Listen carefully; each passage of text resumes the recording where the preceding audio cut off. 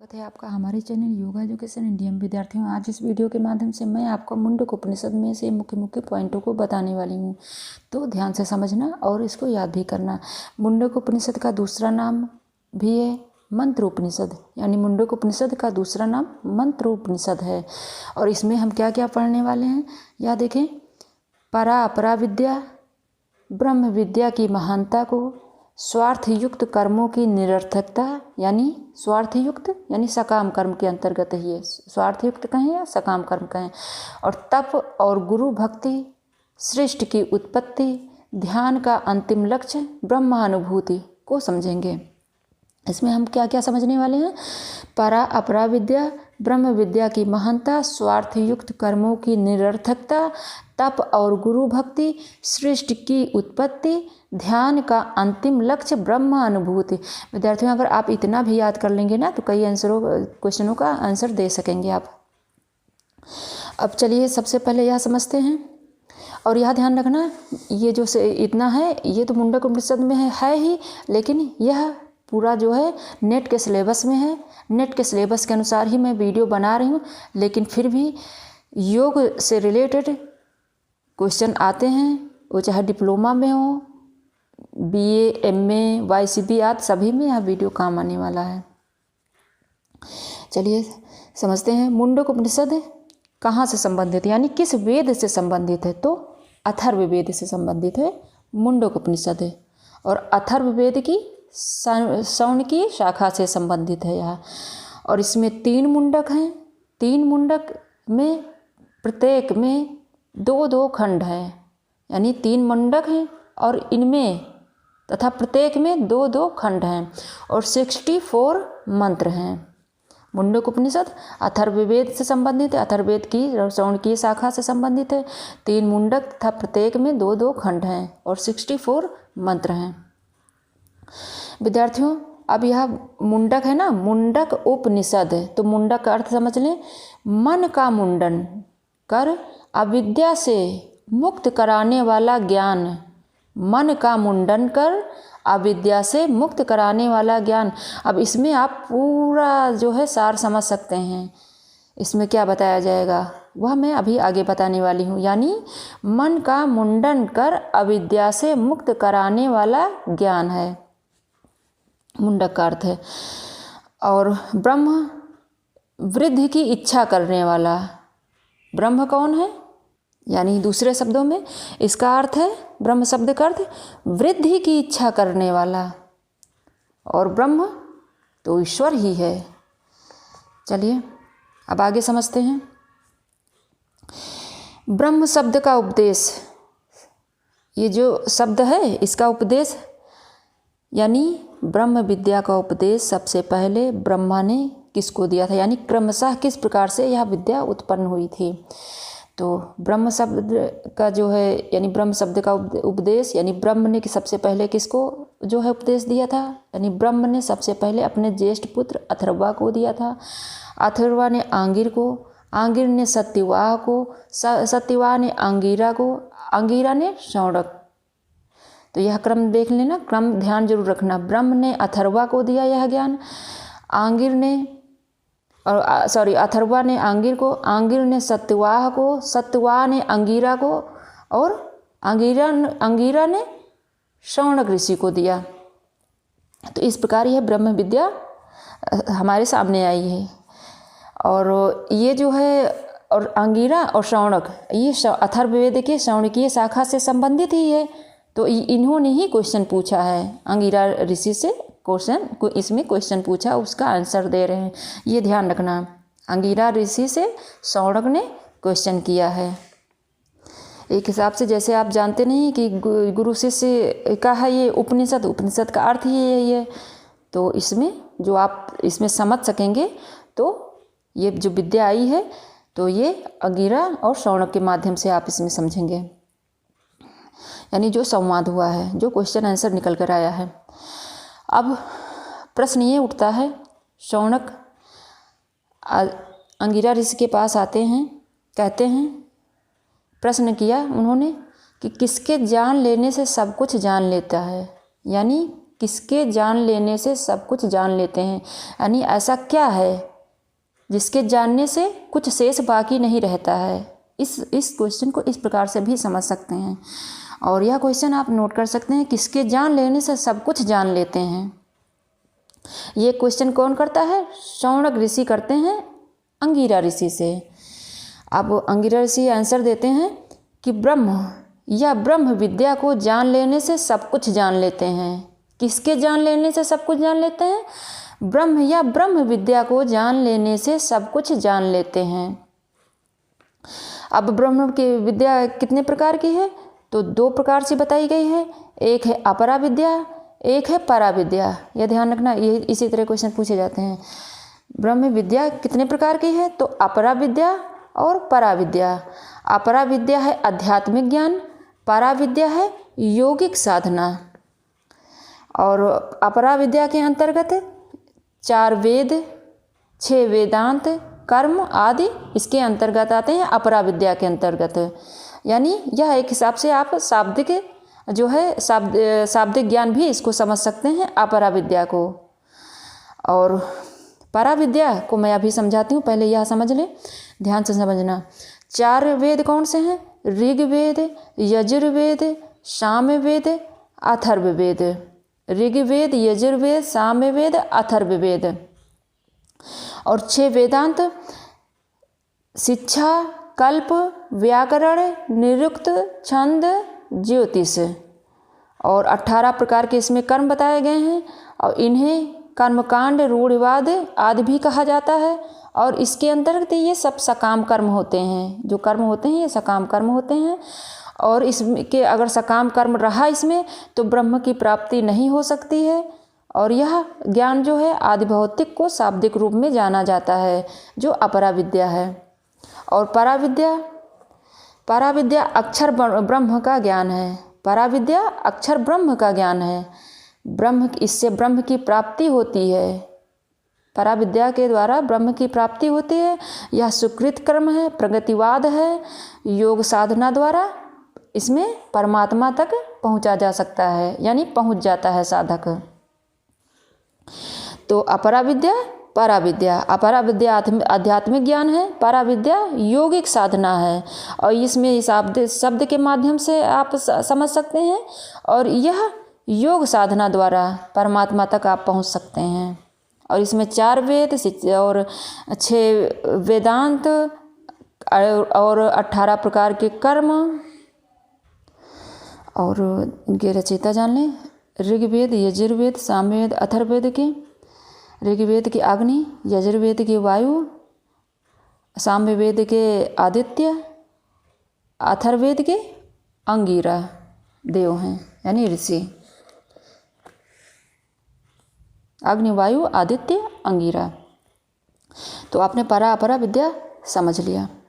अब आपको मैं बताऊंगी, अब जैसे इसमें है नहीं, परा अपरा विद्या हो गई। अब ब्रह्म विद्या की महानता, इन पॉइंटों के अनुसार ही हम समझेंगे। इसमें ब्रह्म विद्या की महानता समझ लें। सबसे पहले उस पर ब्रह्म का ज्ञान हो जाने पर, ब्रह्म विद्या की महानता आप समझ रहे हैं। और किसके अनुसार? मुंडक उपनिषद के अनुसार। उस पर ब्रह्म का ज्ञान हो जाने पर मनुष्य की हृदय ग्रंथि खुल जाती है। जब पर ब्रह्म विद्या जो है का नॉलेज हो जाता है, यानी ज्ञान प्राप्त हो जाता है, या पर ब्रह्म का ज्ञान हो जाता है, तो मनुष्य की कौन सी ग्रंथि खुल जाती है? हृदय ग्रंथि खुल जाती है। उसके सभी भ्रम दूर होकर प्रारब्ध कर्म, कौन से कर्म? ध्यान रखना, प्रारब्ध कर्म भी क्षीण हो जाते हैं। ब्रह्म ज्ञान हो जाने पर पुरुष को ज्ञान हो जाता है कि वह ब्रह्म अमृत रूप ज्ञान सर्वत्र है। अतः यह संपूर्ण जगत ही सर्वश्रेष्ठ ब्रह्म है। ब्रह्म विद्या की महानता क्या बताई गई है मुंडक उपनिषद में? कि उस पर ब्रह्म का ज्ञान हो जाने पर मनुष्य की हृदय ग्रंथ खुल जाती है। उसके सभी भ्रम दूर हो जाते हैं, यानी सभी प्रकार के भ्रम नष्ट हो जाते हैं। प्रारब्ध कर्म भी क्षीण हो जाते हैं। जब हृदय ग्रंथ खुल जाती है, हृदय ग्रंथ तब जब कब खुलेगी, जब पर ब्रह्म का ज्ञान हो जाएगा साधक को।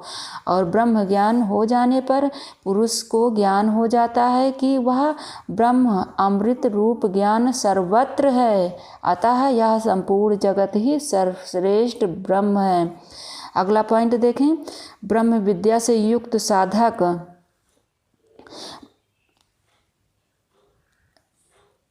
ब्रह्म विद्या से युक्त साधक ब्रह्मलोक में प्रविष्ट होकर सब ओर से मुक्त श्रेष्ठ अमृतत्व को प्राप्त करते हैं। 15 कलाएं और इंद्रियां अपने अपने अभिमानी देवता में प्रतिष्ठित हो जाती हैं। संपूर्ण कर्म और ज्ञान से परिपूर्ण जीवात्मा श्रेष्ठ अविनाशी परब्रह्म में एकीभूत हो जाता है। साधक यानी जो ब्रह्म विद्या से युक्त साधक होता है उसके क्या एक लक्षण बताए गए हैं। यानी ब्रह्म लोक में प्रविष्ट होकर सब ओर से मुक्त, ब्रह्म विद्या में यानी ब्रह्म लोक में प्रविष्ट होकर सब ओर से मुक्त श्रेष्ठ अमृतत्व को प्राप्त करते हैं। 15 कलाएं यह ध्यान रखना, 15 कलाएं और इंद्रियां अपने अपने अभिमानी देवता में प्रतिष्ठित हो जाती हैं, यानी उसको डिस्टर्ब नहीं करती हैं साधक को।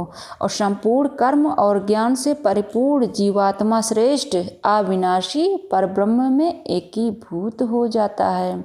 यह हुई ब्रह्म विद्या की महानता। अब स्वार्थ युक्त सकाम कर्म की मूल्यहीनता को समझेंगे जो सिलेबस में है।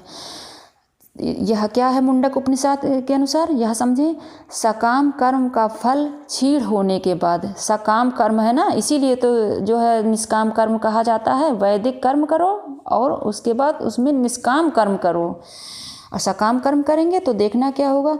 सकाम कर्म का फल क्षीण होने के बाद ऐसे पुरुष स्वर्ग से च्युत होकर, यानी स्वर्ग की प्राप्ति तो होगी, अगर अच्छे कर्म करेंगे तो आपको स्वर्ग की प्राप्ति होगी, लेकिन वहाँ भी जब समाप्त हो जाएगा, यानी सकाम कर्म का फल जब समाप्त हो जाएगा, जितना मिला होगा उतना ही तो मिलेगा जब क्षीण हो जाएगा। ये ध्यान से समझना, सकाम कर्म का फल क्षीण होने के बाद ऐसे पुरुष स्वर्ग से च्युत होकर पुनः दुखों के दलदल में फंस जाते हैं। इसमें यज्ञ रूप अग्निहोत्र कर्म जिसे 18 यानी 18 ऋतवेज कहे जाते हैं, इसमें यज्ञ रूप अग्निहोत्र कर्म जिसे 18 ऋतवेज कहे जाते हैं को सकाम कर्म आने से अस्थिर व नाशवान हैं। अगर सकाम कर्म करेंगे इसमें तो ये अस्थिर और नाशवान हैं। और जो लोग यही श्रेय कहते हैं, इन्हीं को जो लोग श्रेय कहते हैं, जो साधक श्रेय कहते हैं इसको, वे मूढ़ हैं यानी अज्ञानी हैं। जो इनकी प्रशंसा करते हैं वे बार बार जरा मृत्यु को प्राप्त होते हैं। इस प्रकार सकाम कर्म मूलहीन और निरर्थक है। कर्म करो लेकिन निष्काम कर्म से फल की इच्छा न रखो। अब आगे सृष्टि की उत्पत्ति बताई गई है ना, अगला पॉइंट सृष्टि की उत्पत्ति देखें क्या इसमें बताया गया है। उस अनश्वर ब्रह्म से ही यह विश्व उत्पन्न हुआ है। अब अगला क्वेश्चन आता है कि यह विश्व किससे उत्पन्न हुआ है, तो यानी यह सृष्टि की उत्पत्ति किस प्रकार से हुई है। तो इसका उत्तर है कि उस अनश्वर ब्रह्म से ही यह विश्व उत्पन्न हुआ है, यानी ब्रह्म से, यानी ईश्वर से यह विश्व उत्पन्न हुआ। उदाहरण यहाँ पर मकड़ी का बताया गया है। अब यह भी क्वेश्चन पूछा जाएगा, मैं बता दूँ आपको मकड़ी का थोड़ा एग्जाम्पल जो बताया गया है। इसमें मकड़ी के लिए एग्जाम्पल यह बताया गया है कि जैसे मकड़ी अपने पेट से जाले को उत्पन्न करती है और अपने भीतर ही निगल लेती है, उसी प्रकार पृथ्वी विभिन्न प्रकार की औषधियाँ उत्पन्न करती है। मनुष्य शरीर से जैसे केश और लोम यानी रोएं उत्पन्न होते हैं, वैसे ही अनश्वर ब्रह्म से ही यह विश्व उत्पन्न होता है, उसी प्रकार से। यानी यह एग्जाम्पल बताया गया है। देखो पॉइंटों में समझाती हूँ कि मकड़ी से जाले की उत्पत्ति जो स्वयं मकड़ी के भीतर ही होता है, उसी प्रकार ब्रह्म भी सृष्टि का निर्माण करता है। और जैसे पृथ्वी के बीज पड़ने पर वनस्पति यानी औषधि का उत्पन्न होता है, जैसे पुरुष के शरीर से केश निकलना अंतःकरण शरीर होता है, वैसे ही यह सृष्टि की उत्पन्न होती है। यानी यह एग्जाम्पल है। अब आगे हम समझेंगे विद्यार्थियों, ये आपने समझ लिया सृष्टि की उत्पत्ति। और इसमें इस पॉइंट को ध्यान देना कि इसमें ब्रह्म और जगत दोनों को सत्य माना है। मुंडक उपनिषद के अनुसार ब्रह्म और जगत दोनों को सत्य माना गया है। यह भी क्वेश्चन पूछा जा सकता है। अब अगला पॉइंट है कि अक्षर ब्रह्म से सृष्टि कैसे उत्पन्न हुई है। अब जैसे एग्जाम क्वेश्चन बना था कि जो है सृष्टि की उत्पत्ति किससे हुई है, तो यानी कह दिया गया, मतलब बताया गया कि अनश्वर ब्रह्म से यह विश्व उत्पन्न हुआ है। लेकिन फिर किस प्रकार से उत्पन्न हुई, यानी अक्षर ब्रह्म से सृष्टि कैसे उत्पन्न हुई, ये था सृष्टि की उत्पत्ति। और ये अक्षर ब्रह्म से सृष्टि कैसे उत्पन्न हुई, तो ब्रह्म के तप से, यानी और तप ही ज्ञान है, यानी ज्ञान ही तप है। ब्रह्म के तप से यह सृष्टि उत्पन्न हुई है। यानी इसको पॉइंटों में आप नोट कर सकते हैं। ब्रह्म प्रकृति, ब्रह्म से प्रकृति, और इक्षण यानी इच्छा से तप किया, फिर तप है ज्ञान, यानी ब्रह्म इक्षण तप। तो चलिए मैं इसको पॉइंटों में बताऊं आपको। ये देखिए तब समझ में आ गया आपको। यानी ब्रह्म ने तप किया तो तप से गति उत्पन्न हुआ, गति से सत रज तम की समता टूटी।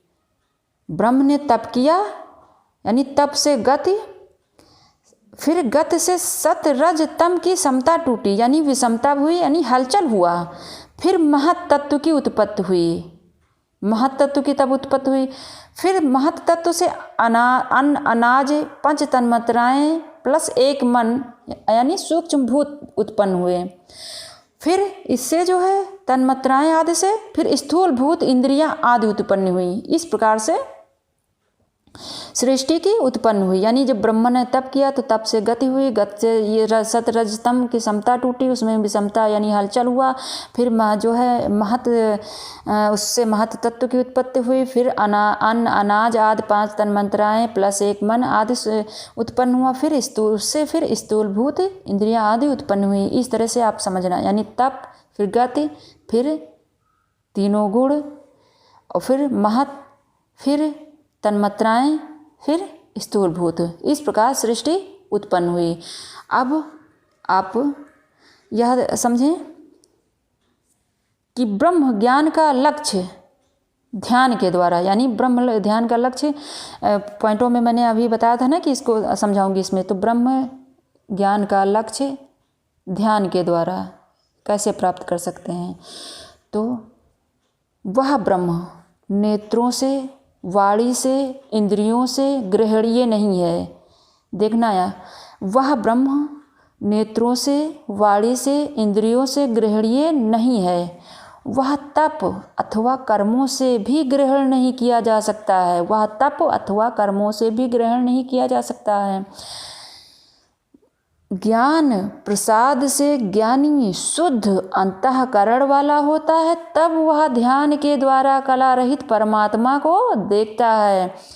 यानी ब्रह्म ज्ञान का लक्ष्य ध्यान के द्वारा किस प्रकार से आप प्राप्त कर सकते हैं, यानी ध्यान के द्वारा ब्रह्म ज्ञान का लक्ष्य। यह भी पॉइंट इस तरह से भी नोट कर सकते हैं। यानी वह ब्रह्म नेत्रों से, वाणी से, इंद्रियों से, किसे नेत्रों से, वाणी से, इंद्रियों से ग्रहणीय नहीं है। वह तप कर्म से भी ग्रहणीय नहीं है। यानी नेत्र, वाणी, इंद्रिय, तप, कर्म से ग्रहणीय नहीं है, नहीं ग्रहण नहीं किया जा सकता है। वह ज्ञान प्रसाद से ज्ञानी शुद्ध, किससे फिर ज्ञान प्रसाद से ज्ञानी शुद्ध अंतःकरण वाला होता है, तब वह ध्यान के द्वारा कला रहित परमात्मा को देखता है।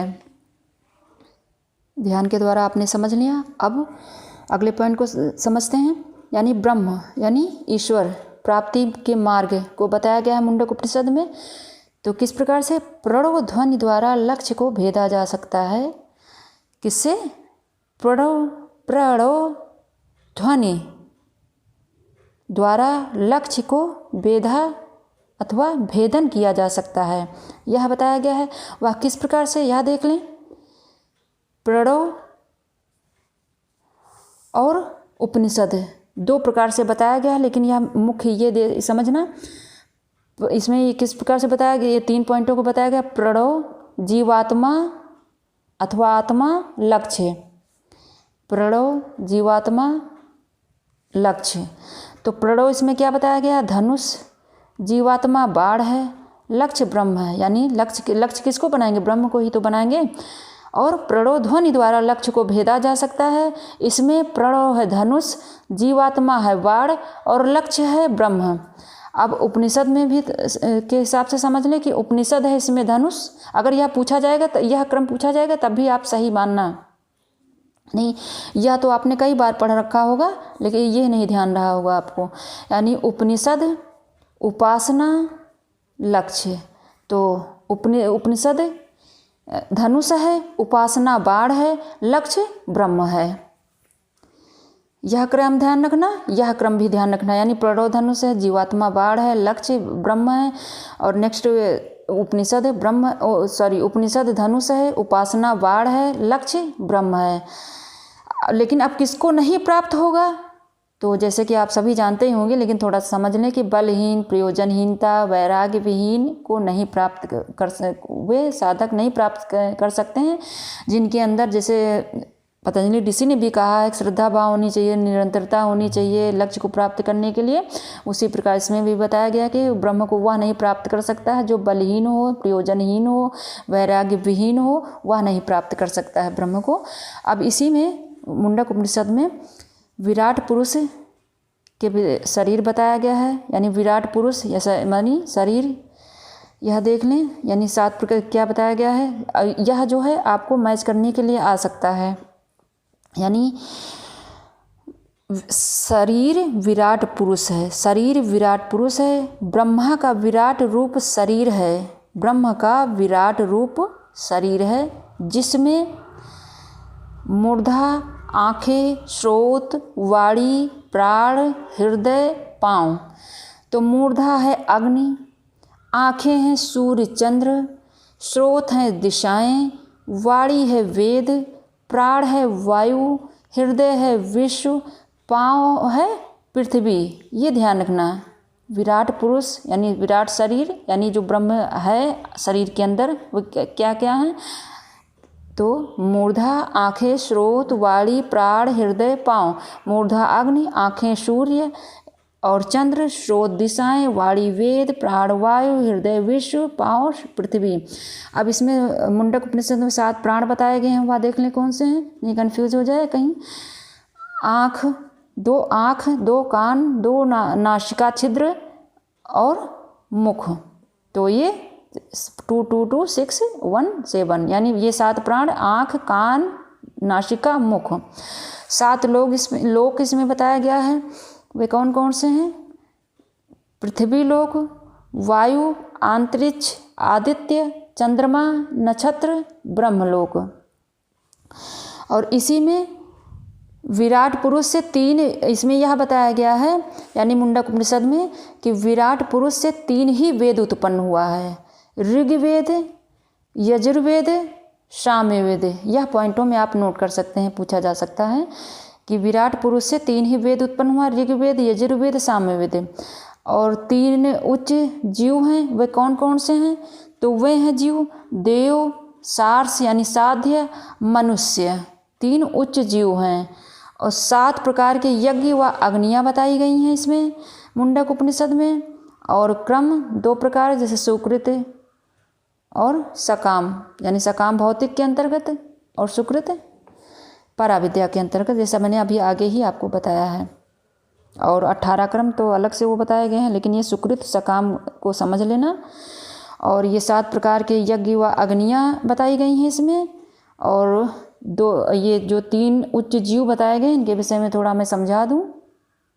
देव के अंतर्गत वे आते हैं जिसने पूर्व जन्म में अच्छे कर्म किए हों। और साध्य के अंतर्गत वे जीव आते हैं इस जन्म में अच्छे कर्म किए, मतलब अच्छे कर्म करें और मनुष्य सामान्य के अंतर्गत आते हैं। और ये जो 7 प्रकार के यज्ञ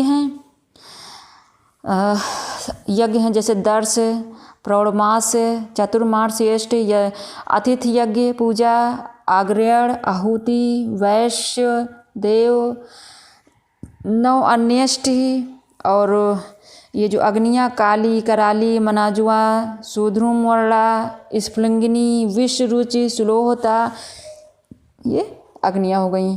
तो आपने इसमें अच्छे से समझ लिया होगा। आपने विराट पुरुष के जो शरीर के अंग हैं वो समझा, 7 प्राण, और प्राप्ति किस प्रकार से कर, ब्रह्म की प्राप्ति किस प्रकार से कर सकते हैं। प्रणो धनुष है, जीवात्मा बाण है, लक्ष्य ब्रह्म है। और सृष्टि की उत्पत्ति कैसे हुई, यानी तप किया ब्रह्म ने, फिर गति उत्पन्न हुआ, फिर सत रजतम की समता टूटी, महत उत्पन्न हुआ, फिर अन्न जल तन्मात्राएं, फिर तन्मात्राएं, और उसके बाद स्थूलभूत इंद्रियां आदि उत्पन्न हुआ। और ध्यान के माध्यम से किस प्रकार से आप ब्रह्म को प्राप्त कर सकते हैं। और श्रेष्ठ की उत्पत्ति, यानी उस अनेश्वर ब्रह्म से ही यह विश्व उत्पन्न होता है। वह जो है मकड़ी का एग्जाम्पल दिया है, यानी जिस प्रकार मकड़ी अपना जो है प्रयोजन पूर्ण करने के बाद जाला को नष्ट कर देती है, उसी प्रकार ब्रह्म भी अपना उसका प्रयोजन पूरा होने पर यह विश्व भी नष्ट हो जाता है। लेकिन उत्पत्ति इस प्रकार से होती है, और यानी ब्रह्म से ही उत्पत्ति हुई है, यह इतना समझ कर रखें। और ब्रह्म ज्ञान की प्राप्ति तप और ब्रह्मनिष्ठ गुरु के उपदेश से ब्रह्म ज्ञान की प्राप्ति होती है, मुंडक उपनिषद में बताया गया है। और इस स्वार्थ युक्त सकाम कर्म की मूल्यहीनता को आपने समझ लिया, और ब्रह्म विद्या की महानता को समझ लिया। और परा अपरा विद्या, परा विद्या यौगिक साधना है, अपरा विद्या आध्यात्मिक ज्ञान है। यह शाब्दिक है, और यह योग साधना के द्वारा परमात्मा तक पहुँचा जा सकता है। और ब्रह्म, इस ब्रह्म शब्द का उपदेश किसने कब दिया, प्रथम ब्रह्म, सबसे पहले ब्रह्म ने दिया ना। ब्रह्म ने सबसे पहले अपने ज्येष्ठ पुत्र अथर्वा को दिया, फिर अथर्वा ने आंगिर को, फिर आंगिर ने सत्यवाह को, सत्यवाह ने अंगिरा को, फिर अंगिरा ने शौनक, जो आपने अभी समझा। और मुंडक का अर्थ क्या है, तो मुंडक का अर्थ मन का मुंडन कर अविद्या से मुक्त कराने वाला ज्ञान। और अथर्ववेद श्रवण की शाखा से संबंधित है। इसमें 3 मुंडक तथा प्रत्येक में 2-2 खंड हैं, 64 मंत्र हैं। इसमें आपने क्या क्या जाना, परा अपरा विद्या, ब्रह्म विद्या की महानता, स्वार्थ युक्त कर्मों की निरर्थकता, तप और गुरु भक्त, सृष्टि की उत्पत्ति, ध्यान का अंतिम लक्ष्य ब्रह्म अनुभूति। तो आशा करते हैं आपने अच्छे से समझ लिया होगा। जहाँ कहीं ना समझ में आए कमेंट बॉक्स में शेयर करें, मैं आपको दोबारा समझा दूँगी। खुद देखना, दूसरे बच्चों को ज़रूर शेयर करना। अगर नए हैं चैनल पर तो सबसे पहले चैनल को सब्सक्राइब करना, बेल आइकन ज़रूर प्रेस करना, ताकि मैं जैसे ही वीडियो अपलोड करूँ आपको तुरंत नोटिफिकेशन प्राप्त हो सके। धन्यवाद विद्यार्थियों।